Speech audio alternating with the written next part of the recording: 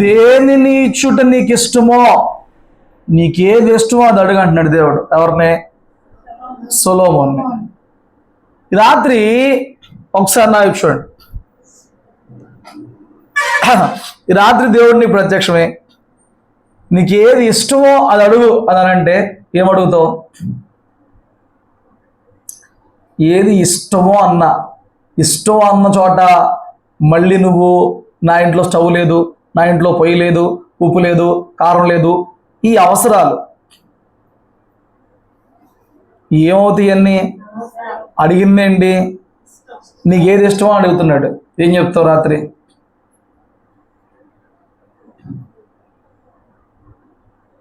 ఏం ఇష్టం లేవా? చెప్పండి. అదేంటి ఎందా చెప్పండి, ఏమున్నాయి? నువ్వు లేని పోనీ పెట్టలే కానీ ఇక్కడ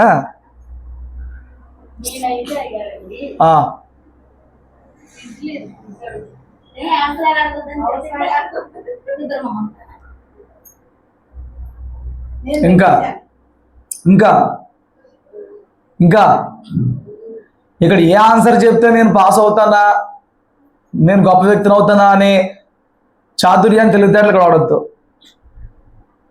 నీకు ఏది ఇష్టమో, రోజులు ఎక్కువ దేన్ని ఆలోచన చేస్తున్నావు, రోజులు ఎక్కువ దేన్ని కోరుకుంటున్నావు, దేన్ని ఇష్టపడుతున్నావు, రాబోయే రోజుల్లో ఎలాగ ఉంటే బాగుండు అనుకుంటున్నావు, రాబోయే రోజుల్లో ఏది ఉంటే బాగుండు అనుకుంటున్నావు, ఏ స్థాయికి వెళ్తే బాగుండు అనుకుంటున్నావు, అవి ఇష్టాలు. ఏది చూసినప్పుడు నేను అలా ఉండలేకపోయాను, ఎవరిని చూసినప్పుడు నేను అలా ఉండలేకపోయాను, ఎవరి తిండిని, ఎవరి బట్టని, ఎవరి స్థాయిని చూసినప్పుడు నేను అలా ఉండలేకపోయాను, నేను ఎందుకు అలాంటి స్థాయిలోకి రాలేకపోయాను, ఎప్పుడు వస్తాను, అవన్నీ ఇష్టాలు. అవన్నీ అవసరాలు కాదు. వినాలి, అవన్నీ ఏంటి? ఇష్టాలు. ఇప్పుడు నీ ఇష్టం ఏంటి? మళ్ళీ అక్కడికి వచ్చా, నీకు అర్థం అవ్వాలి కదా, అందుకే చెప్పి ఇప్పుడు అంత వాక్యం సీరియస్ జరుగుతుంది, సిల్లీ విషయాలు మాట్లాడకండి. అయ్యా మీ ఆవిడకి ఒక కండు అంట పెట్టయ్యా, రేపు పొద్దున్న తెచ్చి. ఊళ్ళో 25 రూపాయలే ఊళ్ళో. మరి మొహం ఆసిపోయింది కదా. ఇష్టాలు అడగండానంటే సరే నీ కంటి దగ్గరకు వస్తా నాకు వాక్యంలో. ఇంకా నాకు తెలుసు మీ చాతుర్యం, మీ తెలివితేటలు, మీ సామర్థ్యాలు. మణిమ్మా నేను ఇప్పుడు అదే చెప్పా, నీకు భౌతికమైన ప్రపంచంలో, భౌతికమైన లోకంలో ఏది ఉండాలి, ఇలా ఉంటే నేను సౌకర్యవంతంగా ఉంటాను, వాళ్ళకున్నది నాకు వాళ్ళకి అప్పుడే దక్కింది, నాకు ఇంకా దక్కలేదు ఏంటి? ఏమండి దేన్ని ఇష్టపడుతున్నావు? నేను ఒక మందిరం ఇష్టపడుతున్నాను. నేనైతే ఏమండి, నేను ఒక మినిమం ఒక 100 మంది విశ్వాసులు దేవుడు ఇస్తే బాగుండని ఇష్టపడుతున్నాను, కోరుకుంటున్నాను. ఇంత భౌతికమైనవి. మందిరం లేకపోయినా పరిచయం చేయొచ్చు, 100 మంది లేకపోయినా పరిచయం చేయొచ్చు. ఏమండి, నాకు ఒక మంచి video with audio input camera. ఇప్పుడు దాకా ఇంటికాడే ఉన్నావు కదా, తిని రావాలి కదా ఇంటి దగ్గర. నీకు ఇద్దరికి భయం లేదా? చూడండి, నాకైతే మంచి ఆడియో ఇన్పుట్ ఉండే వీడియో రికార్డరు, ఏమండి మంచి సిస్టము, నాకు చాలా ఉన్నాయి. ఎన్నాళ్ళ నుంచో ఆలోచనలు ఉన్నాయి. అవి ఏమవుతున్నాయి అంటే ఇష్టంగా మారుతాయి అన్నమాట. అది ఎప్పుడు దక్కించుకుంటానా, ఎప్పుడు పొందుకుంటానా, ఎప్పుడు సాధించుకుంటానా, ఉన్నాయి మనసులో చాలా ఉన్నాయి.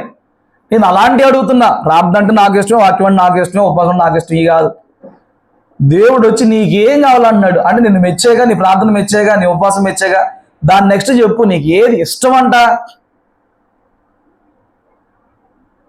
ఎంత తెలివైన భక్తులు. నేను చెప్పినా నువ్వు మళ్ళీ మళ్ళీ మమ్మల్ని ఇసుకెత్తాగా అడుగుతున్నావు. నీకేం ఆన్సర్ కావాలో చెప్పు అంటారా? మంచిదమ్మా, మీరు మంచివాడు, వదిలేద్దాం. సొలొమోను దగ్గరికి వచ్చి దేవుడు అడిగాడు, నీకు ఏది ఇష్టమో అది కోరుకో అని చెప్పని అడిగాడు. నేను అన్నాను, నిజంగా దేవుడు మన ఇష్టాలు తీరుస్తాడా?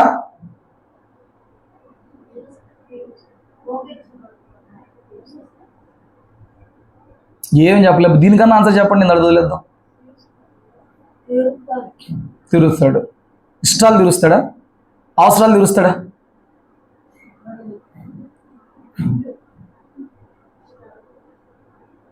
ఇష్టాలు తీర్చడు, అవసరాలు తీరుస్తాడు.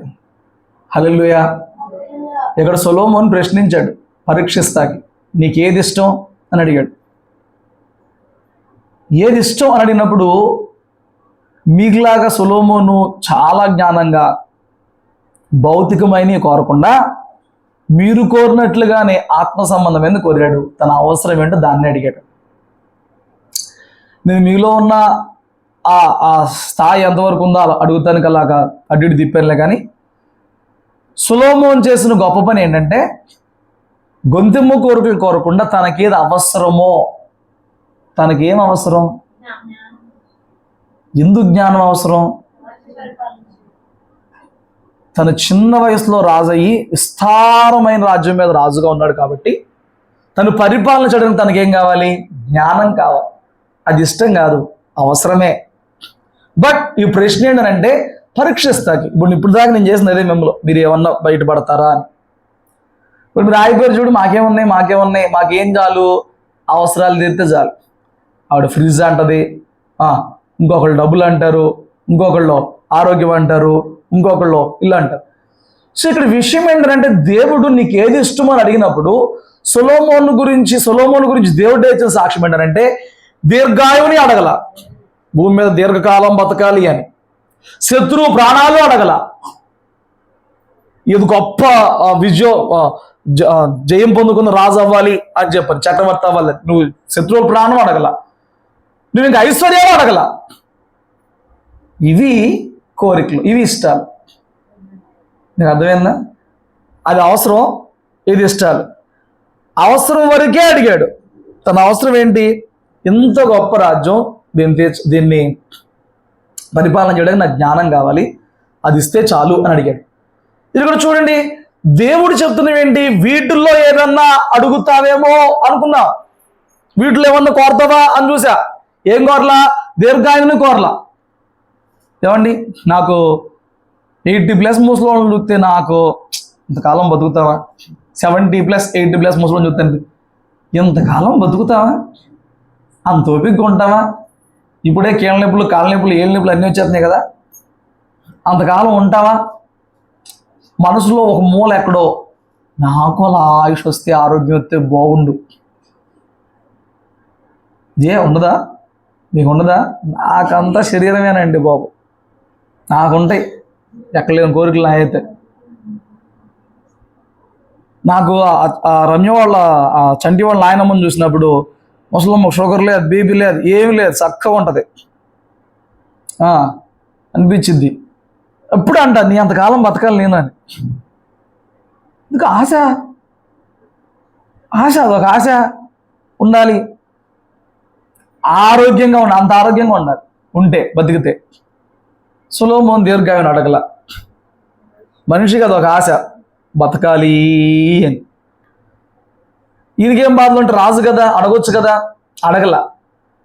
శత్రువులు ప్రాణం అడగ. రాజులు ఇప్పుడు తన చుట్టుపక్కల ఉన్న రాజులు గనక బలాఢ్యులు అయిపోతే వాళ్ళతో యుద్ధాలు వస్తే ఎలాగా? సో నాకు శత్రుశేషం లేకుండా చెయ్యి, నాకు ప్రతి ఒక్కరు నేను ఇప్పుడు అందరి మీద యుద్ధాలు చేస్తాను, గెలిచేస్తాను, నాకు శత్రువు మీద జయం ఇవ్వని చెప్పి అందరూ అడగదొక్కుతాను, అలా కోరొచ్చు. రాజుకి ఏం కావాలండి?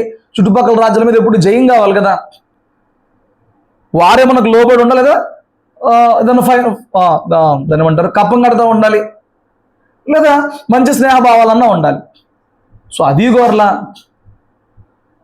తొలతూకడానికి ఐశ్వర్యాలు కోరలా. ఏది అవసరమో దాని వరకు దేవుని దగ్గర కోరాడు. బట్ దేవుడు ఏం చేశాడంటే అడగనివి కూడా ఇచ్చాడు. ఆయన ప్రార్థన, సొలొమోను ప్రార్థన అంట దేవునికి అనుకూలంగా ఉందంట. ఎలా ఉందండి?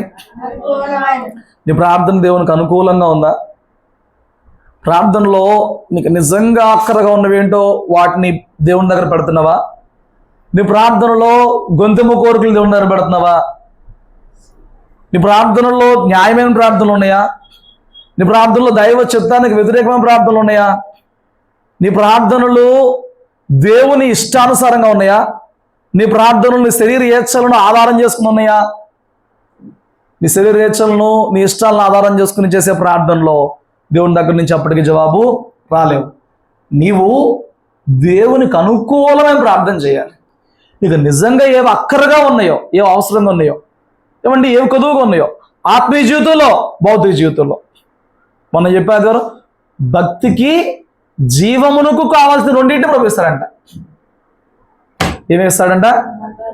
నువ్వు ఫ్రిడ్జ్ కావాలంటే ఫ్రిడ్జ్ ఎత్తాడు, నువ్వు ప్రార్థన ఎత్తాడు, నువ్వు వాక్యం కంటే వాక్యం ఎత్తాడు, నీకు వరం వేస్తాడు. సో భౌతికమైన ఇస్తాడు.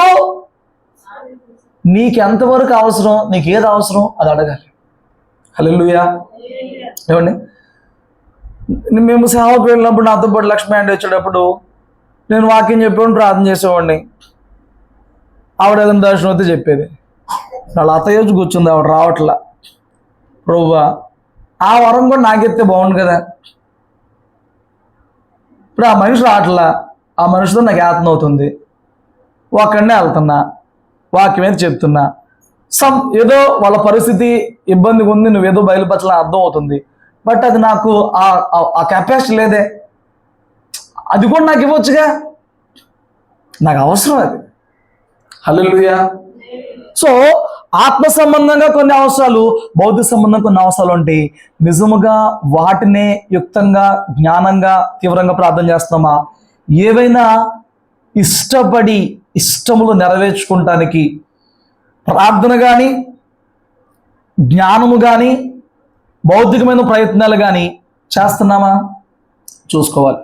కొందరు ప్రార్థన చేస్తారు ఇష్టాల కొరకు, కొందరు భౌతికమైన జ్ఞానాన్ని, బలాన్ని ప్రదర్శించి ఆ ఇష్టాలు తీర్చుకునే ప్రయత్నం, సాధించుకునే ప్రయత్నం చేస్తూ ఉంటారు. మాటలు మీకు అర్థమవుతున్నాయా? బట్ మీ ఇష్టాలు దేవుని పరిధిలో ఉన్నాయా? ఆ దేవుని పరిధిలో నీ ఇష్టాలు లేకపోతే, దేవుని దగ్గర అడగకుండా నువ్వు ముందుకెళ్ళిపోతే, చూడండి కొన్ని ప్రార్థనలకి దేవుని దగ్గర నుంచి వచ్చే జవాబులు కొన్ని రకాలుగా ఉంటాయి. కొన్నిసార్లు దేవుడు అడిగిన వాటికి ఎస్ అని చెప్తాడు, బట్ టైం తీసుకుంటాడు. కొన్నిసార్లు అడిగిన వాటికి నో అని చెప్పేస్తాడు. నో అనేది ఎందుకనంటే, ఒకటి అది నీకు మంచి చేయదు, అది నీకు క్షేమాన్ని ఇవ్వదు. నేను మీకు ఒక సంగతి చెప్పా కదా, వివాహ విషయంలో నీ సెలక్షన్ ఏంటి అనే దాని గురించి. ఒక యవనస్తురాలు, క్రైస్తవురాలైన ఒక యవనస్తురాలు ఒక వ్యక్తిని ఎవరిని ప్రేమించిందంట. బట్ అతడు ఆ అమ్మాయిని ప్రేమించాడు. నీ భక్తికి దేనికి వేటికి ఆటంకపరుస్తుందని చెప్పాడు, ప్రార్థనే.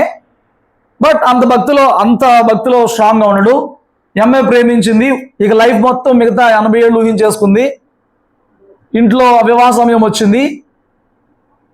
పేరెంట్స్కి చెబుదాం అనుకునేటప్పటికి ప్రార్థన చేసుకుంది.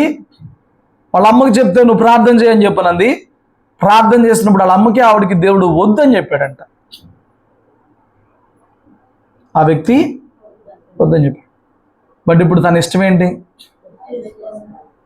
తనేం అడిగింది?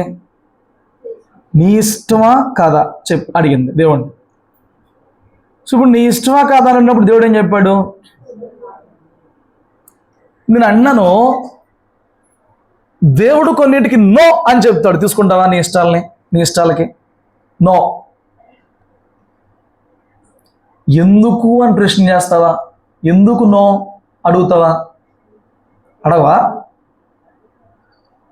పిల్లలు ఉన్నారు, మా ఫ్రెండ్స్ పార్క్కి వెళ్తున్నారని నేను వెళ్తానంటే వద్దు అంటాం. ఏమంటారండి ఆటోమేటిక్గా? ఎందుకు వద్దు? వాళ్ళ పేరెంట్స్ పంపిస్తున్నారుగా, వాళ్ళ ఇంట్లో వాళ్ళు పంపిస్తున్నారుగా, ఎందుకు వద్దు? వచ్చిన తర్వాత క్వశ్చన్. నేను చిన్నప్పుడు మా ఫ్రెండ్స్ ఎయిత్ నైన్త్లో ఉన్నప్పుడు వెంకటేష్ గారితో ఒక సినిమా రిలీజ్ అయింది, హీరో వెంకటేష్. మా ఫ్రెండ్స్ అన్నారు, నువ్వు ఎప్పుడు రావేంట్రా, ఈసారి వెళ్తున్నావు, బాగుంటుంది సినిమా, ఈ సండే నువ్వు కూడా రా అని చెప్పని అడిగారు. నేను ఇంట్లో అడిగా, మా అమ్మ వద్దు అంది. నేను ఇదే ప్రశ్న వేసా, మా ఫ్రెండ్స్ అందరూ వెళ్తున్నారుగా, అందులో ప్రార్థన చేసేవాళ్ళు కూడా ఉన్నారు, ప్రార్థన చేసేవాళ్ళు కూడా ఉన్నారు. వాళ్ళ పేరెంట్స్ ప్రార్థనకి వెళ్తారు, వీళ్ళు చూడండి తందాలు ఆడుతూ ఉంటారు. అంటే మా నాన్న ఒక మెట్లో కన్విన్స్ అయ్యే ప్రయత్నం చేశాడు, ఏంట్రా నీకు అలా ఏంటి ఇప్పుడు అని. బట్ మా అమ్మ అస్సలు కన్విన్స్ అవ్వాలా. నాకు అప్పుడు ఏమొచ్చింది? పేరెంట్స్ మీదే వచ్చింది. ఎవరు చెప్పారు కోపం? ఎవరు కీర్తనా? ఆహా, కోపం వచ్చేదిరా. దేవుడు నో అన్నాడు. నీ కోపం రాకపోయినా బిగుసుకుపోతావా?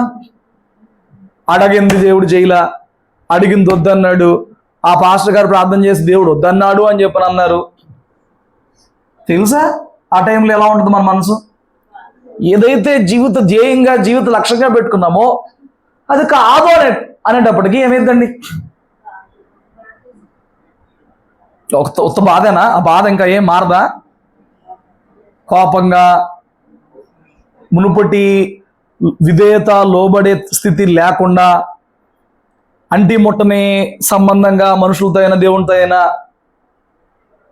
ఇప్పుడు నన్ను వెళ్ళొద్దన్నారు, నేను సర్లే అని చెప్పి నేను విధేయంగా ఉంటానా? గిర్రాట్లు కొట్టుకుంటా, ఇసురు కొట్టుకుంటా, చిరాకు పడతా, మూతి ముడుచుకుంటా. ఎలా ఉంటాయి రియాక్షన్లో? దేవుని దగ్గర ఉంటాయి.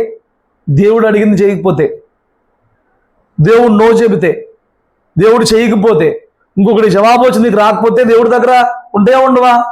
సో ఈ అమ్మాయి అలిగింది, ఏదో ఒకటి చేసింది, కానీ ఇక పేరెంట్స్ వద్దని చెప్పి, దేవుడు వద్దని చెప్పి ఇక ఆ అమ్మాయి బలవంతంగా వేరొకటి చేసుకుంది. కొన్నాళ్ళ పాటు ఉంటాయిగా జ్ఞాపకాలు, మర్చిపోలేకపోతున్నాను, అట్టాగిట్టాగ సెట్ అయింది. ఒక 2-3 yearsలో సెట్ అయింది, బాగుంది. ఒక రోజున ఆ అమ్మాయి ప్రార్థన కూడడానికి వెళ్ళింది, బహిరంగ మీటింగ్లో వెళ్ళింది. మంచి సేవకుడు వచ్చాడు, మంచి వాక్యం చెప్పాడు. ప్రార్థన చేసుకునేటప్పుడు మనలాగా 2-3 నిమిషాలు ప్రార్థనలు ఉండవు. అప్పట్లో ప్రార్థనలు అంటే మినిమం ఒక 1/2 hour గంట ప్రార్థన చేస్తూ ఉండేవాళ్ళు అనమాట. మీటింగ్స్ అయిపోయిన తర్వాత పక్కన అమ్మాయి ఏడుస్తుంది. ఏడుస్తుంటే మధ్యలో ఈవిడ కదిపి, ఏంటమ్మా ఏంటి సమస్య, నేను కూడా ప్రార్థన చేస్తానని చెప్పానంటే, అమ్మా మా ఆయన పెద్ద సైకో, సిగరెట్లతో గాలుతాడు, బిల్లులతో కాలుతాడు, తాగేసి వచ్చి బిల్లులతో కొడతాడు, అట్టాగి చెప్పుకొస్తే అసలు ఎవరు మీ ఆయన, ఏ ఊరు, ఏంటి డీటెయిల్స్ అని చెప్పి అడిగితే తేలింది ఏంట్రా అంటే, దేవుడు వదిలేమన్నాడు చూడు, ఆ ప్రేమించినోడి పెళ్ళాం ఈ పక్కన తల్లి ఆ రోజు దేవుడికి థ్యాంక్స్ చెప్పిందంట.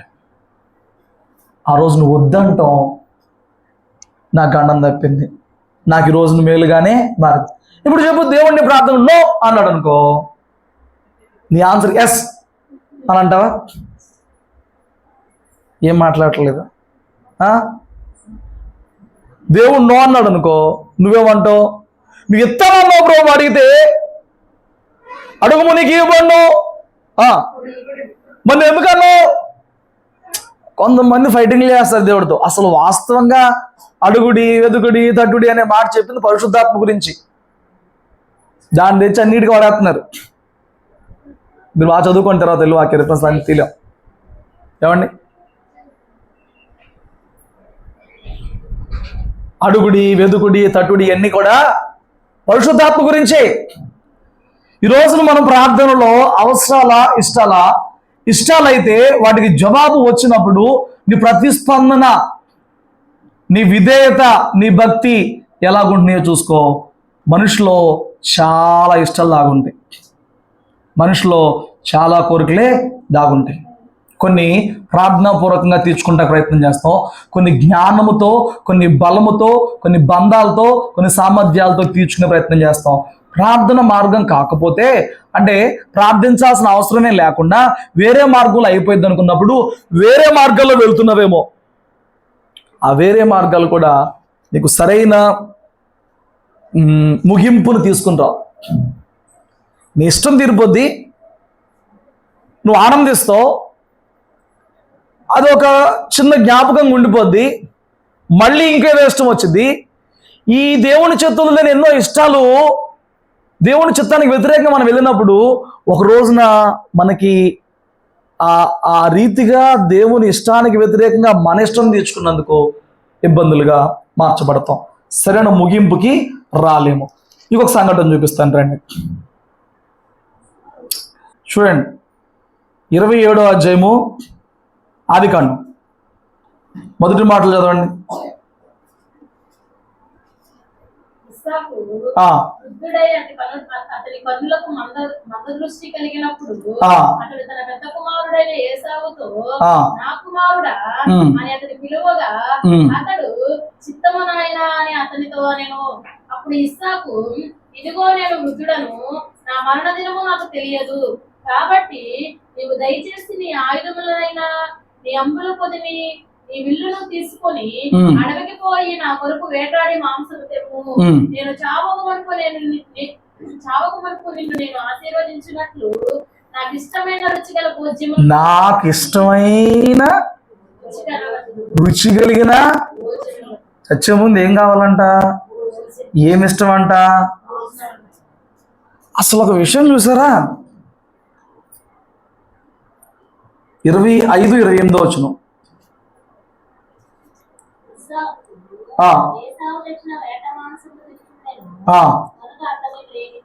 కనుకే అతను ప్రేమించాడంట. తిండిని ప్రేమించాడా? తిండిని బట్టి కొడుకుని ప్రేమించాడా? యాకోబు అయితే కూరగాయల బ్యాచ్, ఏసావు అయితే నాన్ వెజ్ బ్యాచ్. మనోడికి ఏముందంట? ఇస్సాకులో చూపించడానికి ఏ లోపం లేదు, దేవుడికి తప్ప. బట్ ఆ ఒక్క లోపం బిడ్డలకి ఎంత శాపంగా మారిపోయాయి. అన్నదమ్ములు ఫైట్ చేసుకునే దాకా వెళ్ళిపోయింది.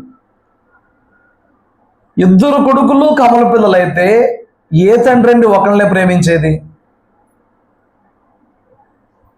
2 కమల పిల్లలైతే 2 ఒక పోలికలో ఉంటే ఏమండి ఎవరిని ప్రేమిస్తారు? ఎవరైనా సాధారణంగా 2 కామన్గా చూస్తాం, వాళ్ళలో వ్యత్యాసం కనపడింది. బట్ ఇప్పుడు 2 పిల్లలు ఒక్కసారి పుడితే కమల పిల్లలు అయితే పెద్దోడు అంటే నాకు ఇష్టం అని చెప్తాడు. ఎందుకు ఇష్టం? పెద్దోడు ఏటమాసం తెస్తాడు, అది నాకు ఇష్టం. నాకు ఇష్టమైన తెస్తున్నాడు కాబట్టి అది నాకు ఇష్టం. ఎందుకు ఇష్టం అంట?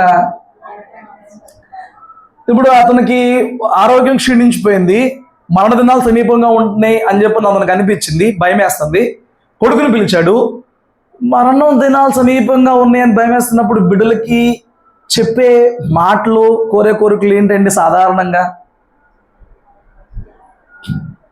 వెళ్ళిపోతాను, జాగ్రత్తగా ఉండు, భక్తి చేసుకో, దేవుడితో బాగుండు. ఇంకా ఏంటి? ఎవరికి ఏమి అనుభవాలు లేవా? పిల్లల్ని జాగ్రత్త, ఇల్లు జాగ్రత్త, నేను పట్టుకెళ్ళలేదు, నువ్వన్నా పట్టుకొచ్చురా, కొత్త ఇంకేం లేవా? ఏంటి తల్లి నీ బాధ, నీ క్వశ్చన్? అది వినండి, మాట్లాడకూడదు అలాగా. చెప్పి సావట్లేదా? ఎవరు సడన్గా చచ్చిపోయారు? ఇప్పుడు ముసలి అందరూ చావదానాలు దగ్గర పడిని ఎదురు చూసేవాళ్ళు లేరా? మన ముందు తరం లేరా? మా నాయనమ్మ తాత చనిపోయే ముందు వాళ్ళకి అర్థమైంది కొన్ని విషయాలు, చనిపోతున్నారు అని. వాళ్ళు చెప్పారు, ఆ చివరి దినాల్లో నేను ఉండను, వెళ్ళిపోతాను. కామన్ వర్డ్స్ వస్తూ ఉంటాయి కదా, నా ఓపిక అయిపోయింది, నా బలం అయిపోయింది, నేను వెళ్ళిపోతాను. దాని గురించి మాట్లాడుతున్నా.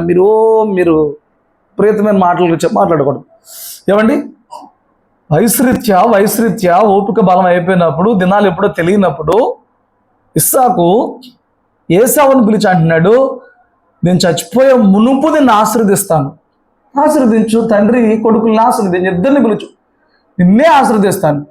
ఆశీర్వదించే ముందు నాకు ఇష్టమైన మాంసం తింటాను, నువ్వు ఇల్లు పట్టురా, నాకు ఇష్టమైన యాట మాంసం తింటాను. ఏమంటే ఇష్టం అంట ఇస్సాక్కి? యాట మాంసం. అది తెచ్చింది తెప్పుల పాపం. ఎక్కడ యాట మాంసం కాకుండా 2 నా కొడుకులు అని చెప్పని 2 ప్రేమిస్తే ఎలా ఉండేది? సరే, ఇంకో క్వశ్చన్ వేద్దాం. యాకోబు కూడా యాటకెళ్ళి వస్తే ఇప్పుడు ఎవరిని ప్రేమించేవాడివి? యాకోబు కాపరుగా ఉన్నాడులే కానీ ఫస్ట్ నుంచి. యాకోబు యాటగాడే అయి ఉంటే అప్పుడు ఏం చేసేవాడివి? ఎవరికి ఎక్కువ యాట మాంసం పడితే వాళ్ళని ఎక్కువ ప్రేమించేవాడివా? నేను గొర్రెలు కాపరికి మిగిలిపోయాడు, కాయగూరలు అనుకుని అంటున్నాడు. ఆయన ఆటాడే వృత్తిలోనే ఉన్నాడు, రోజు ఆడతేస్తున్నాడు. ఎంత ఇస్సాకులో ఎంత మంచి క్వాలిటీస్ ఉన్నాయండి. యేసయ్యకి సాదృశ్యంగా ఉంటాడు ఒక సందర్భంలో. తండ్రికి విధేయత చూపించి తన ఏమండి కట్టెలు తన మోసుకున్నవాడిగా యేసు ప్రభువు ఎలాగే తన సిలువను తానే మోసుకున్నాడో అలాగా తను అర్పించబడే కట్టెలు తానే మోసుకుని వెళ్ళాడు. Very good. చాలా లైఫ్లో ఒక చిన్న విషయం, ఒక ఇష్టం ఉండిపోయింది అతనికి. నేను అదే అంటున్నా, నేను అంత ఆత్మీయుడిగా దేవుని సంధిలో ఉంటున్నా. నీ ఇష్టాలు ఏమిటి? ఆ ఇష్టాలు తీర్చుకోవడానికి ప్రార్థన ఒక మార్గం. ప్రార్థనలో దేవుడు నో చెప్పేస్తాడు కొన్నిసార్లు ఎస్ చెప్తారు, కొన్నిసార్లు నో చెప్తారు, కొన్నిసార్లు వెయిట్ అంటాడు, ఆగు అంటాడు. అయిపోయింది 3 ఆప్షన్స్. అసలు కొన్ని విషయాలకి మనం ప్రార్థనే చేయకుండానే జ్ఞానాన్ని, బలాన్ని, సందర్భాలని, సమయాలని, మనుషుల్ని వాడుకుని కూడా మన ఇష్టాలు తీర్చుకుంటాం కదా, అవునా కదా? ఇప్పుడు ఇస్సాక్కి ఎవరిని అడిగాడు? దేవుణ్ణా? నాకు ఇష్టం ఎవరిని అడిగాడు?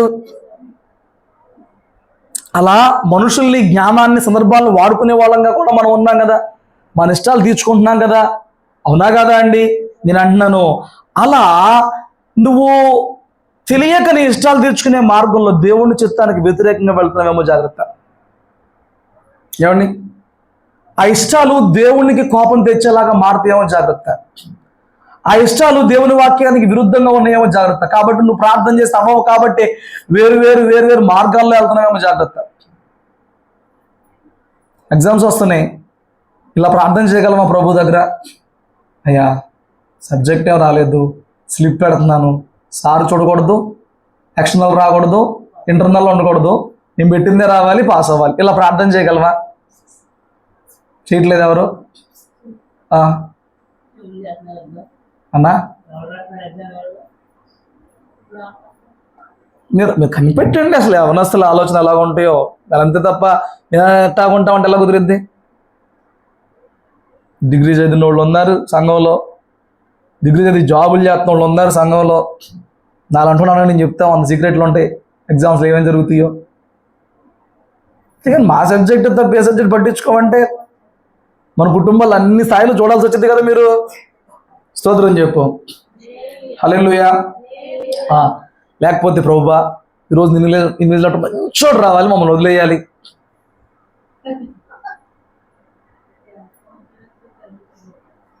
ఆడు వదిలేయాలి. చూడండి, కొన్ని ప్రార్థనలు ఎందుకు ప్రార్థనలు ఉంటాయి, అలాంటి ప్రార్థనలు చెయ్యం. అలాంటి అంటే ఆ సందర్భంలో మనకి ఏది ఇదో దాన్ని ఉపయోగించుకుంటాం అనమాట. హల్లెలూయా. ఇస్సాకులో ఒక చిన్న ఇష్టము మిగిలిపోయింది. అది ఏంటిదయ్యానంటే తిండి, శరీర సంబంధమైన కోరిక ఇస్సాకులో ఉండిపోయింది. దాని మూలంగానే కొడుకును ప్రేమించాడు, దాని మూలంగానే కొడుకును ఆశీర్వదిస్తానని చెప్పన్నాడు. కొన్నిసార్లు మన ఇష్టానికి అనుకూలంగా ఎవరు ఉంటారో, మన ఇష్టాలు ఎవరు అర్థం చేసుకునే వారుగా ఉంటారు, తీర్చే వారుగా ఉంటారో వారిని ఎక్కువ ఇష్టపడుతున్నామంటే స్వార్థమా ప్రేమ? ఇప్పుడు ఇస్సాకుది ప్రేమ స్వార్థమా? నీ బిడ్డల్లో 2 బిడ్డలు ఉంటే ఎవరు నువ్వు తప్పు చేసినా మా నాన్న రైటు మా అమ్మాయి రైట్ అని చెప్పని వాదన చేస్తారు. నువ్వు వాళ్ళను ప్రేమిస్తావా? నీ బిడ్డలిద్దరు ఒకడు ఉంటాడు నీతిగా ఉండిపోయాడు, ఎటు రైట్గా అటు చెప్పాడు ఉంటాడు, వాడిని ప్రేమిస్తావా? ఎవరు ప్రేమిస్తావు? నువ్వు చెప్పి నేను అసలు నువ్వు పక్కన పెట్టు. ఎవరిని ప్రేమిస్తావు? నీ దగ్గర తప్పున్నా నిన్ను సపోర్ట్ చేసే బిడ్డను నువ్వు ఎక్కువ ప్రేమిస్తావు. నీ జోలు నేను తీయట్లేదని చెప్పా. సందర్భం ఎటున్నా నువ్వు ఏడిచి మీ నాన్నట్ట చేశాడు అనగానే నాన్నట్ట చేశాడు ఆగు అనే బిడ్డను ప్రేమిస్తావు తప్ప అట్టెందుకయింది అని అంటే నా బిడ్డకి ఎంత జ్ఞానం, ఇంత మంచి బిడ్డ ఎంత న్యాయంగా మాట్లాడుతుందో ప్రేమిస్తావా ఆ బిడ్డని? అది ఏమంటావు? నువ్వు ఏడుతున్నావు అంటావు. ఏంటంటే చెప్పావు బిడ్డకి అట్టెందుకైంది ఎట్టగా అయిందని చెప్పిన బిడ్డ అంది. ఎంత తెలివైంది దానివే, నాకెంత చక్కగా సమాధానం చెప్పేవే, మాకొండే నా బుజ్జే అంటారా? పనికి మాలిందానా నువ్వు మీ నాన్న పక్కన చేరావా? మారిపోతే డైలాగులు. అంటే ఇక్కడ నువ్వు ఎందుకు ప్రేమిస్తున్నావు బిడ్డల్ని, ఎలా ప్రేమిస్తున్నావు బిడ్డల్ని? స్వార్థమే. అందుకే దేవుని ప్రేమలో ఉన్న స్వచ్ఛత తల్లిదండ్రుల ప్రేమలో కూడా ఉండదు కొన్నిసార్లు. దేవుని ప్రేమలో ఉన్న నిస్వార్థము నిజాయితీ తల్లిదండ్రుల ప్రేమలో కూడా ఉండదు. మారిపోతూ ఉంటారు సందర్భాన్ని బట్టి, అవసరం బట్టి వాళ్ళు కూడా. హల్లెలూయా. నీ బిడ్డలను నువ్వు దేన్ని చూసి ఇష్టపడుతున్నావో జాగ్రత్త. నీ బంధాల్లో నువ్వు ఎవరి మీద దేన్ని బట్టి ఇష్టం కలిగి ఉన్నావో జాగ్రత్త. అది రాబోయే రోజుల్లో పెద్ద చిచ్చు అయిపోద్ది. అది రాబోయే రోజుల్లో పెద్ద తలకాయ నొప్పి అయిపోద్ది. కారణం, ఆ వ్యక్తి ఇష్టం అవడానికి నీ ఇష్టం ఏదో ఆ వ్యక్తి ద్వారా జరుగుతుంది. నీ ఇష్టం ఏదో అది ఆత్మీయత అయితే పర్లా, నీ శరీర సంబంధమైన భౌతిక సంబంధమైన ఇష్టం ఏదో ఆ వ్యక్తిలో కనబడుతున్నా, ఆ వ్యక్తి ద్వారా నీకేమన్నా కనబడుతున్నా జరుగుతున్నా రాబోయే రోజుల్లో నీకు పెద్ద తలకాయ నొప్పి అయిపోతుంది. ఇక్కడ అయిందా లేదా? వారి బాల్యం నుంచి కూడా వారు ఒక వయసు వచ్చినాక 20-25 ఏళ్ళకి వయసు వచ్చిన కాడి నుంచి వాళ్ళు ఎవరి వృత్తిలో వాళ్ళు ఉన్నారు. అప్పటి నుంచి ప్రేమిస్తున్నాడు. ఇప్పుడు 40 ఏళ్ళు వచ్చేసిన దగ్గర ఇప్పుడు చెప్తున్నాడు, నిన్ను ఆశీర్వదిస్తాను. ఆశీర్వదించేయచ్చు కదా, నాకు ఇప్పటికీ నా ఇష్టం తీర్చాలి అంటున్నాడు. హల్లెలూయా. చూడండి, ఇష్టములు తల్లైనా వచ్చింది, తల్లి వచ్చి కనీసం నువ్వు చేసేది న్యాయం అని చెప్పి చెప్పలా. తనకేం కావాలి? తన స్వార్థం ఏంటి? ఆడి ఇంటికాడ ఉంటాడు కాబట్టి అమ్మ అది చేయనా ఇది చేయనా, అది పట్టురా ఇది పట్టురా, అదైనా ఇదైనా అని చెప్పని ఆడ అమ్మ కొంగుబడి తిరుగుతూ ఉంటాడు కాబట్టి ఆడంటే ఇష్టం. కూడా స్వార్థమే. ఎందుకు నీకు యాకోబు ఇష్టం? నువ్వెందుకు యాకోబు ప్రేమిస్తున్నా? ఆడింటికి ఆడే ఉంటాడు, కల్లాబ్ జల్లా అంటాడు, కాయలు కోసాను అంటాడు, కూరలు కోసాను అంటాడు, ఆడి తల్లికి చేతులు బాధలు కొన్నాడు, ఆడికి కాబట్టి తల్లికి ఇష్టం. వీడి తండ్రి యొక్క ప్రియత్వం ఏంటో బాగా ఎరిగినోడు. వీడు తెచ్చినప్పుడల్లా తండ్రికి పడతా ఉంటాడు. అప్పటికి 2 పెళ్ళాలు ఉన్నారు, భార్యలు ఉన్నారు, ఎందరు ఉన్నా ఆడు తండ్రికి సపరేట్గా ఉండేవా? మా నాన్న పంపించు, మమ్మ ఆడు పడతా ఉంటాడు అనమాట. అందుకని పెళ్లి కాని కొడుకు, భార్య, భర్త ముగ్గురు ఇంట్లో ఉన్నప్పటికి కూడా ఎవరంటే ఇష్టం?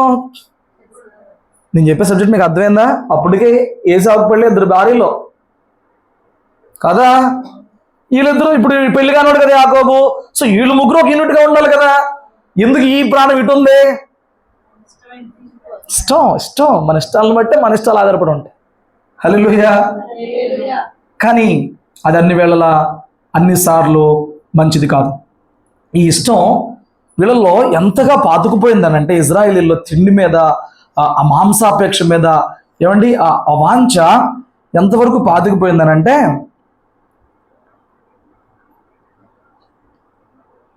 12వ అధ్యాయము ద్వితీయోపదేశకాండం 12:20.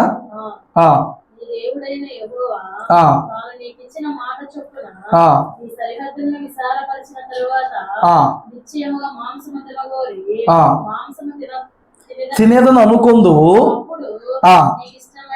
అప్పుడు నీకిష్టమైన మాంసం అంటున్నాడు. నీకు అనేది ఎవరిని? నీకు అనేది ఎవరిని? ఇజ్రాయిలీలందరికీ మాంసం అంటే ఇష్టం అంట. మీకు అర్థమైందా? అరణ్యంలో చాలా జరిగిపోయినాయి చెప్తా. బట్ ఇప్పుడు ద్వితీయోపదేశం, 2వసారి వాళ్ళకు ఉపదేశం చేస్తున్నప్పుడు మోషే, నీ దేవుడని తాను మీకు ఇచ్చిన మాట చొప్పున నీ సరిహద్దులు విశాలపరిచిన తర్వాత, అంటే దేశంలో సెటిల్ అయినాక నిశ్చయముగా మాంసము తినగోరి మాంసము తినేదని అనుకుంటావు. అప్పుడు నీకు ఇష్టమైన మాంసం. ఇజ్రాయేలీలకి ఏమి ఇష్టం అంట? మాంసం. మరి మనం ఆత్మ సంబంధమైన ఇజ్రాయేలీలుగా మరి మన పరిస్థితి ఏంటి? ఏమండి? మాకు మాంసం అంటే పడదు అన్నోడు స్తోత్రం చెప్పండి.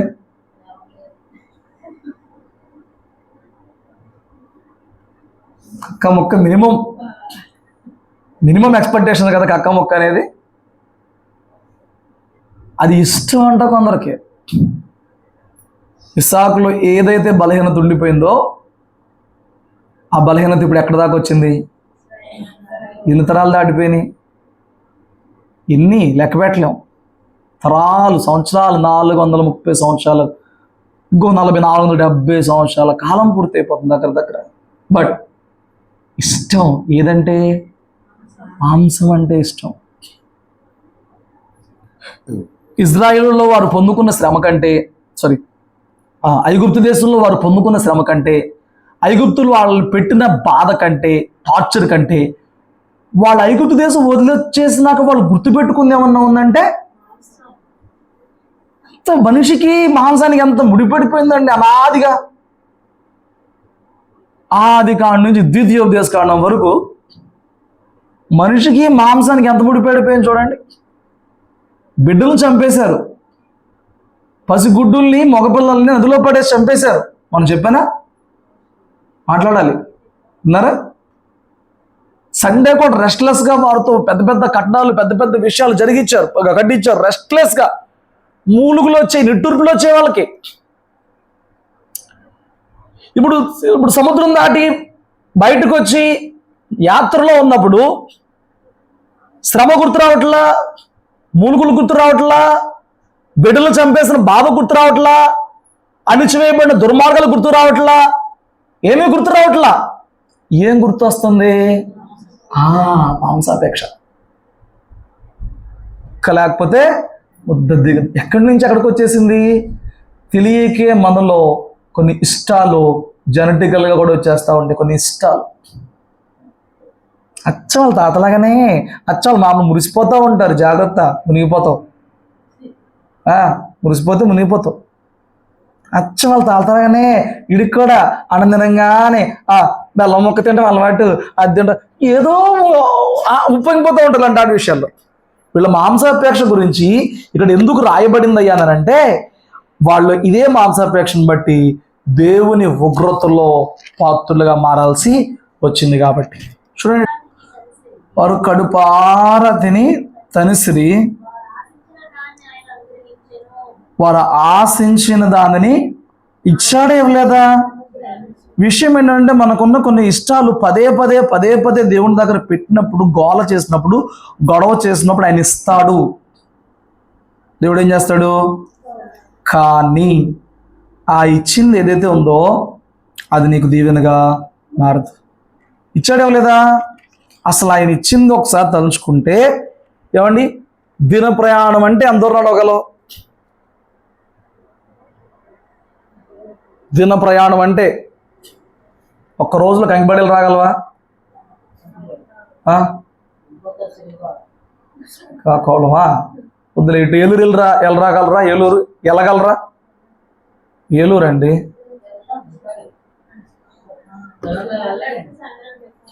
పొద్దున్న బయలుదేరితే గంటకు 3 కిలోమీటర్ల స్పీడ్ నడుపుతారా? గంటకి 3 కిలోమీటర్ల స్పీడ్ నడుపుతా. మినిమం 10 గంటలు వేసుకో కనీసం. ఒక రోజులో 12 గంటలు, పొద్దున్న 8 గంటల సాయంత్రం 6 దాకా. ఎన్ని గంటలు నడుపుతావు? 3 గంటలు 30 కిలోమీటర్లు నడవగలం. గంట 3 కిలోమీటర్లు. వాళ్ళ కెపాసిటీ ఎలా ఉంటుంది? 4000 సంవత్సరాల క్రితం వాళ్ళు లక్కీ. వాళ్ళు మినిమం నువ్వు గంటకి 3 నడుపుతావు, 6 నడుపుతారా? 60 కిలోమీటర్లు. ఒక దిన ప్రయాణం సుమారుగా. వీళ్ళున్న ప్రాంతం నుంచి ఇటు చూసుకున్న 60 కిలోమీటర్లు అంత దూరం 2 మోర్ల మేర మాంసం కురిసింది. వాళ్ళు చేసిన ప్రార్థనకు అంత జవాబు వచ్చింది. మన సాక్షులు ఎలాగుంటాయి? నేను అడిగింది ఇంతే, నా దేవుడు నాకు ఎంత ఇచ్చాడో, ఎంత చేశాడో, నా దేవుడు ఎంత గొప్పోడో, నేను ఎంత ఇస్తాడని ఊహించలేదు, నా ప్రార్థనకి ఎంత జవాబు. మనం ఎలా చెప్పుకుంటాం ఇప్పుడు దాన్ని? నీ గొప్పగా చెప్పుకునే అన్ని దైవచిత్తంగా జరిగిన కార్యాలేమి కావు. భౌతికంగా పొందేసుకున్నారని చెప్పి నువ్వు జబ్బలు కొట్టుకుంటారు చూడు. ఎన్ని దైవచిత్తంగా జరిగిన కార్యాలా? ఎంత దూరంలో ఎంత ఇచ్చాడంట? 2 మోర్ల మేర 60 కిలోమీటర్లు. ఎటెల్లా 60 కిలోమీటర్లు, ఎటెల్లా 60 కిలోమీటర్ల రేడియస్. నీకు అర్థమవుతుందా? అప్పుడు ఎన్ని టన్నులు మాంసం ఇచ్చాడు దేవుడు. బట్ వాళ్ళ పళ్ళ సందులో ఉండంగానే అందరినీ చంపేశాడు. వాళ్ళది ఏదైతే ఇష్టమో దానికోసం ఏడ్చారు. దేవుడికి అది నచ్చల. వారి పాలెములు ఏం చేశారంట? సంఖ్యాకాండంలో ఉంటుంది ఆ మాట. సంఖ్యాకాండంలో ఉంటుంది అన్నమాట. వాళ్ళంట మాకు మాంసం ఎవరు పెట్టేదురు అని చెప్పి, అధ్యాయం రెఫరెన్స్ కూడా చెప్పాలా? చదవగలరా?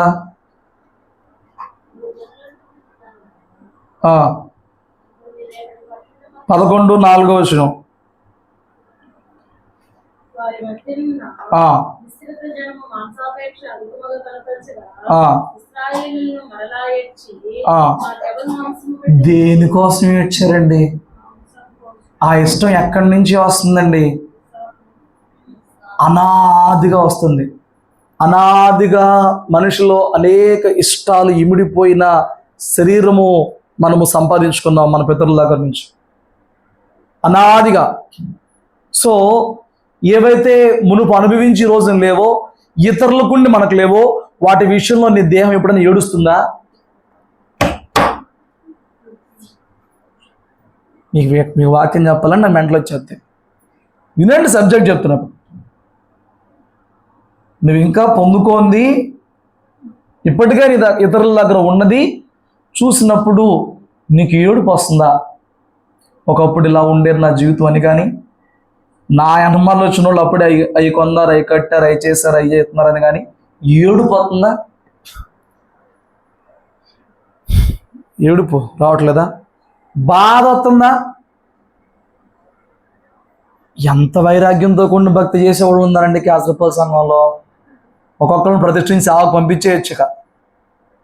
పిలిపిస్తా నాగండి అయ్యగాని రేపు 40 రోజులు అవ్వగానే మొత్తాన్ని ప్రతిష్ఠ చేసి సేవకు తోసేయచ్చుక. ఇంత వైరాగ్యమా? ఎక్స్పెక్ట్ చేయలేదు నేను. ఏం మాట్లాడరే అమ్మా? వాళ్ళు ఎందుకు ఎడుతున్నారు? కింద చెప్పారు చూడు, ఐగుప్తులో మేము ఉచితంగా తిన్న చేపలు, కీరకాయలు, దోసకాయలు, కూరాకులు, ఉల్లిపాయలు, తెల్లగడ్డలు జ్ఞాపకం వస్తున్నాయి. జ్ఞాపకం వస్తున్నాయా? మునుపు ఇలా ఉండేది, మునుపు అలా ఉండేది నా జీవితం, మునుపు అంత బాగుండేవాడిని, మునుపు అంత తినేవాడిని, అలా జరిగేది, ఇప్పుడు నేను ఇలాగ అయిపోయాను, లేదా వాళ్ళు అలాగున్నారు, నేను ఇంకెలాగున్నాను, ఇవన్నీ తలుచుకున్నప్పుడు బాధ వస్తుందా? పెరుగుతుందా? పెరిగిన బాధ ఒక రోజు దేవుడి దగ్గర ఏడుపుగా వస్తుందా? కొంతమంది ఆడికి లేదని కాదు, పక్కనోడికి ఉంది ఆల్రెడీ. ఆడు నాకులాగా ఉంటే ఈక్వల్ అయితే బాధలేదు. మన ఇద్దరు ఎగ్జామ్ రాసామన్నా, నువ్వు పాస్ నేను ఫెయిల్.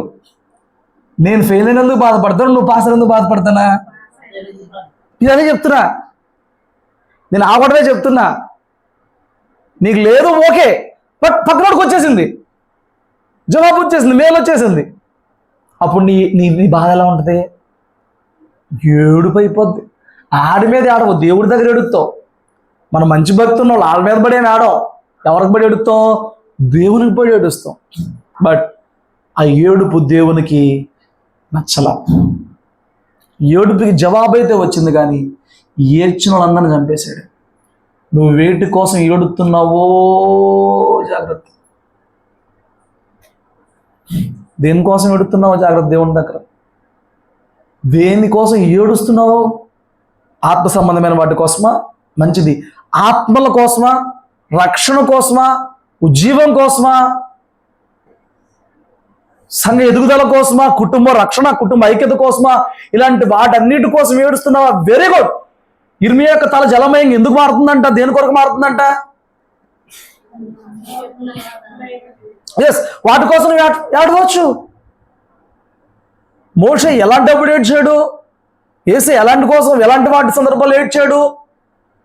ఏమండి, నువ్వు అలాంటి విషయాలు ఆడవచ్చు, కానీ శరీర సంబంధంగా ఉన్న వాళ్ళు వేటి కోసం ఏడుస్తారు? వీళ్ళు చూపిస్తున్నారు మనకి. వీళ్ళు ఇతరులకు దక్కిన వాటిని చూసి వీళ్ళు ఏడుస్తున్నారు. ఆ స్వభావం ఖచ్చితంగా చెప్తున్నా, నీకున్న ఆశీర్వాదం కూడా పోయేలాగా చేస్తుంది. ఇతరులు అనుభవించని, ఇతరులు దక్కించుకొని వాడి జీవితం నీకు అనవసరం. నీది నీకు వచ్చే రోజు దాకా వేచి చూడాలి తప్ప, ఎప్పుడూ కూడా నీ శరీరాన్ని ఆధారం చేసుకుని దానికి అవకాశం ఇచ్చి తొందరపడి, ఏమండి నువ్వు ఇష్టపడింది నీకు ఇంకా దక్కలేదని చెప్పి నువ్వు ఏడవకూడదు. ఏం చేయకూడదు? ఏడవకూడదు. నీ ఇష్టాలను ఆధారం చేసుకుని మనుషులను ఎప్పుడు కూడా ఇష్టపడకూడదు. వాళ్ళల్లో క్యారెక్టర్ చూసి ఇష్టపడాలి. మనుషులు ఎప్పుడు కూడా నీ బిడ్డలలో కానీ మనుషుల్లో కానీ క్యారెక్టర్ చూడాలి. నీకు అనుకూలంగా ఉన్నారు, నీకు అనుకూలంగా మాట్లాడారు, ఇవి కాదు. స్తోత్రం చెప్పు, హల్లెలూయా. నీకు ఏవి ఇష్టంగా ఉన్నాయి? ఇష్టంగా ఉన్నాయి ప్రార్థన మాత్రమే చేస్తున్నావా? మనుషుల ద్వారా తీసుకుని మనుషులను ఇష్టపడి మనుషులను హైలైట్ చేస్తున్నావా? లేదా ప్రార్థనలో వాటి కోసం ఏడుస్తున్నావా? ఇష్టాలు తీర్చుకునే మార్గాన్ని ఎలాగా వెతుక్కుంటున్నావు? నీ ఇష్టము దేవుని ఇష్టంతో మ్యాచ్ అవుతుందా? ఇంతకుముందు విన్న మాటలేని అన్నీ కొత్తగా చెప్తున్నానా? ఎప్పుడని చెప్పాను అసలు? మాంసం గురించి కాదు, నీ ఇష్టాల గురించి. చూడండి, యెషయా గ్రంథం 58వ అధ్యాయము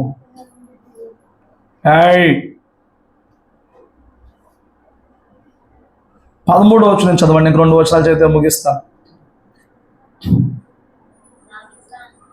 ఆ, ఆ, ఆ,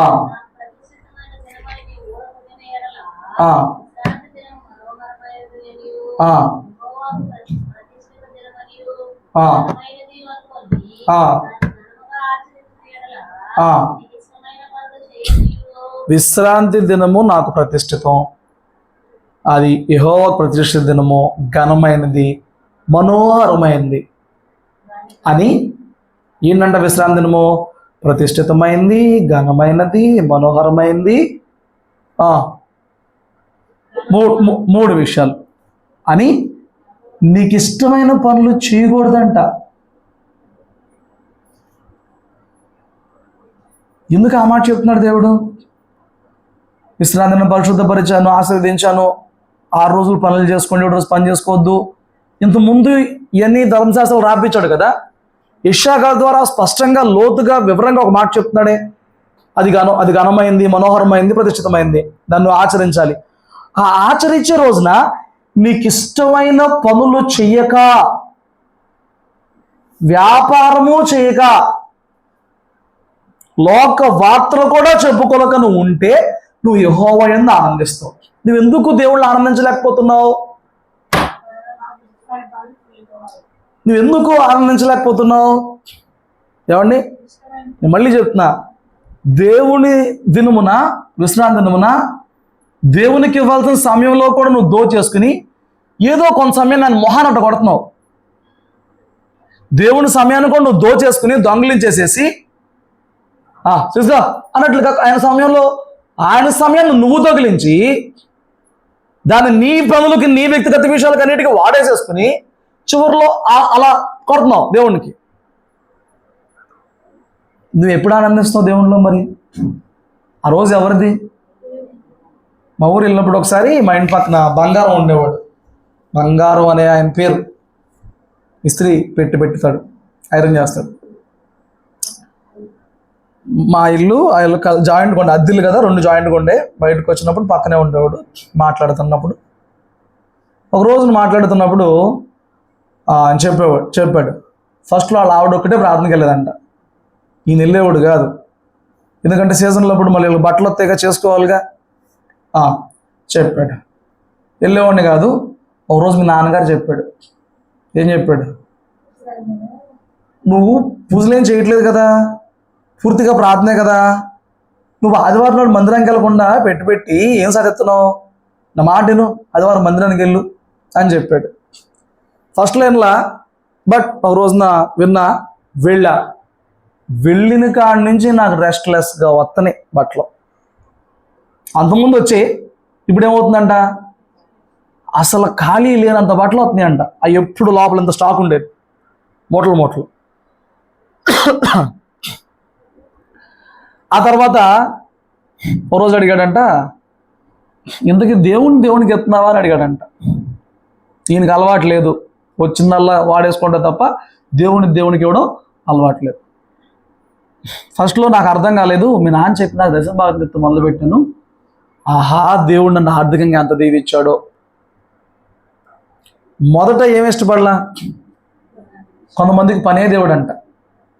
నేను నాకు ఆవిడ చెప్తుంది, అయ్యా ఇంకా పేర్లు చెప్పకూడదులే, వాళ్ళ ఇంట్లో ఒక వ్యక్తి అన్నాడంట, ఏమండి పనే దేవుడు, దాని తర్వాత ఎవరైనా.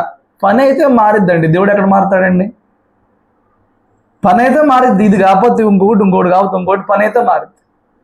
దేవుడు మారుతాడా? పనులు ఎన్నో పుట్టుకొస్తూ ఉంటాయి. ఒకప్పుడు కంప్యూటర్ ఉందా? ఒకప్పుడు వెహికల్ ఉందా? తోలే వెహికల్ ఉందా? ఒకప్పుడు ఐరన్ ఉందా? అసలు ఒకప్పుడు కరెంటుతో జరిగే పనులు ఏమైనా ఉన్నాయా? పుట్టుకొస్తూ ఉంటాయి. దేవుడు పుట్టిస్తాడు కొత్త కొత్తవి. ఏమండి, ఒకప్పుడు ఒక ఒక ఒక 50 ఏళ్ళ క్రితం మేకప్ తెలుసా మీకు? అసలు ఏమన్నా? అదొక ప్రపంచం. ఇప్పుడు బ్యూటీషియన్ అది ఒక ప్రపంచం. ఇప్పుడు ఎన్ని పుట్టుకొస్తున్నాయి. దేవుడు కావాలంటే కోసం ఏదైనా పుట్టిస్తాడు, జరిగిస్తాడు. ఏం చేయాలి నువ్వు? అది మనోహరమైంది, ప్రతిష్ఠితమైంది, ఘనమైందని ఆ రోజు నీకు ఇష్టమైన పనులు చేయకూడదంట. వ్యాపారం చేయకూడదు. లోక వార్తలు కూడా చెప్పకూడదంట. మనం ఏం చేస్తున్నాం? ఎలా పాటిస్తున్నాం? ఆదివారం నువ్వు ఎలా ఎంచుకుంటున్నావు? ఆదివారాన్ని, దేవుని దినాన్ని, రెస్ట్ డే, చికెన్ తెచ్చుకుని వండుకునేది రోజు, ఫ్యామిలీ అంతా కూర్చొని కబుర్లు చెప్పుకునే రోజు. ఒక్కొక్కరి మైండ్లో ఒక్కొక్కటి ఉంటుంది థాట్. నేను నీ గురించి చెప్పట్లా అచ్చంగా. ఏమండి, పిల్లలకి ఎలా ఉంటుంది? సండే హాలిడే, వాళ్ళ మైండ్ సెట్. బాగా 6 రోజులు కష్టపడేవాడికి ఎలా ఉంటుంది? అమ్మ రేపు సెలవు వస్తుంది. ఆ వారం అంతా చికెనే వండుకోలే, ఏముంది మైండ్? రేపు చక్కగా భోజనం చేయొచ్చు. ఊరెల్లా ఒక 2 నెలల రోజుల నుంచి రేపు సండే తొందరగా ప్రార్థనకి వెళ్ళి వచ్చేస్తే తొందరగా ఊరు వెళ్ళిపోవచ్చు. తొందరగా ప్రార్థన అయిపోతే తొందరగా షాపింగ్కి వెళ్ళొచ్చు. నీ తొందర దేవునిలోనా? దేవుని పని తొందరగా అయిపోతే మిగతా వాటిలోనా? ఎవరితోనో మాట్లాడాను.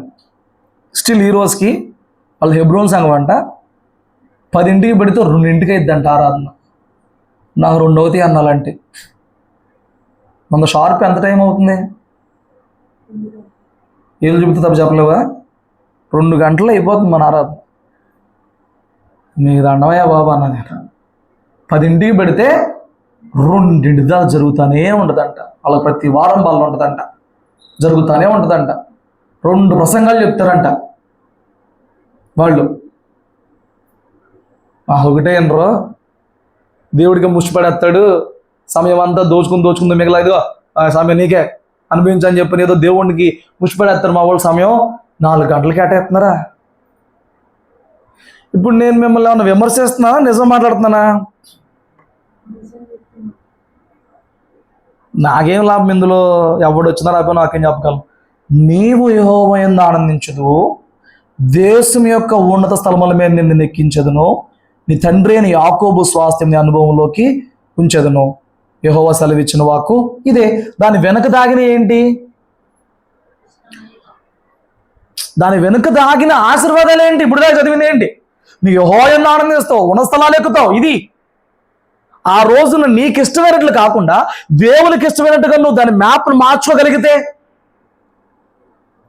దేవుని సమయాన్ని దేవుని కరెక్ట్ కట్ చేసి ఇవ్వగలిగితే, 10ంటికల్లా ఇంటికాడ ఉండి 10:30 రెడీ 11 చర్చిలో ఉండగలిగితే ట్రై చేసి చూడండి. ఏమన్నా లైఫ్లో కావాలనుకుంటే దేవుని దగ్గరనే ఉన్నా నీకు ఇష్టమైనట్టు కాకుండా దేవునికి ఇష్టమైనట్టు నీ ప్రణాళికలు మార్చుకొని చూడు. ఇప్పుడు ధర్మశాస్త్రంలో చెప్పేసిన విషయాలు మళ్ళీ యెషయా ద్వారా ఎందుకు చెప్తాడు దేవుడు? మళ్ళీ హిజ్కియా ద్వారా చెప్తాడు, విశ్రాంతిని పరిశుద్ధపరచడానికి ఇచ్చాను, ఆ రోజు మేము పవిత్రపరుస్తానని చెప్పి హిజ్కియాలో చెప్తాడు. మళ్ళీ ప్రవక్తలు ఎందుకు తిరిగేసి చెప్తున్నారు? ఎక్కడున్నాయి? ఆదికాండంలో ఉంది, నిర్మాకాండంలో ఉంది, లేవియాకాండం, ద్వితీయోపదేశకాండం వరకు ఉన్నాయి విషయాలు. మళ్ళీ స్టిల్ ఇక్కడ ఎందుకు చెప్తున్నాడు? ఇక్కడ విశ్రాంతి దినం గురించి ఈ ప్రవక్తకి ఏం పని? ఎందుకంటే వాళ్ళు పాటించట్లేదు కాబట్టి, వాళ్ళకి ఇష్టం అయిపోయింది కాబట్టి విశ్రాంతి దినం అంటే దేవుడు చెప్పేస్తున్నాడు. వాళ్ళ ఇష్టం అయిపోయింది. నీకు ఎలాగ మారిందో చూసుకో. నీకు అది నీ ఇష్టానుసారంగా మారిపోతే నిన్నేం చేయగలం? 65:12 యెషయా గ్రంథం.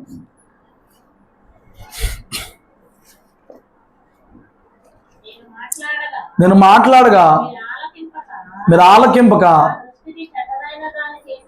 నా దృష్టికి చెడ్డదైన అని చేశారు, నాకు ఇష్టం కాని దాన్ని కోరుకున్నారు.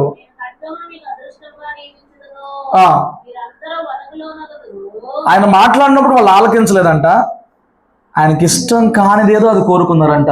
నీ జీవితంలో ఆయనకి ఇష్టం కానిది ఏదన్నా కోరుకుంటున్నావేమో.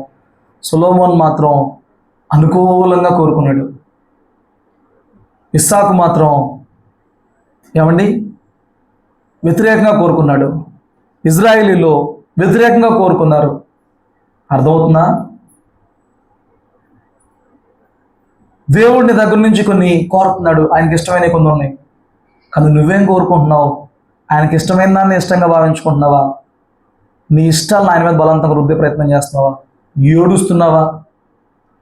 వాళ్ళు ఏం చేశారంట ఆ కాలంలో ప్రజలు? నాకు ఇష్టము కాని దాన్ని కోరితిరి. సొలొమోను మాత్రం అనుకూలమైనది కోరాడు, ఇస్సాకు మాత్రం అనవసరమైనది కోరాడు, ఇజ్రాయేల్ మాత్రం ఇష్టం లేనిది కోరారు. నువ్వేం కోరుతున్నావు? దాన్ని బట్టి దేవుడు నీకేమి ఇవ్వాలో నిర్ణయిస్తాడంట. నీ ఇష్టం ఆయన ఇష్టంతో మ్యాచ్ అవుతుందా? నీ చిత్తం ఆయన చిత్తంతో మ్యాచ్ అవుతుందా? అవుతుందో లేదో రేపు చూద్దాం. దేవుడి మాటలు దీవించును గాక. ప్రార్థన చేసుకుందాం.